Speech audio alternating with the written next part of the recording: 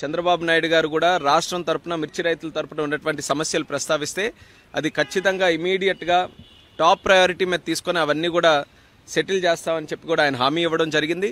మరి నిన్ననే ఆయన వేరేగా ఒక మీటింగ్ ఈరోజు పెడతామని చెప్పి ఇచ్చినటువంటి హామీ ప్రకారం ఈరోజు ఒక మీటింగ్ పెట్టుకున్నాం.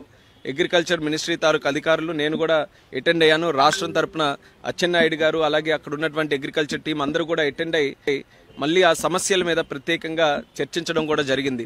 అందులో ముఖ్యంగా ప్రొక్యూర్మెంట్కి సంబంధించి, ఎందుకనంటే ఇది ఇమీడియట్గా స్టార్ట్ అవ్వాలనే ఆలోచనతో చంద్రబాబు నాయుడు గారు నేను రిక్వెస్ట్ చేశారు.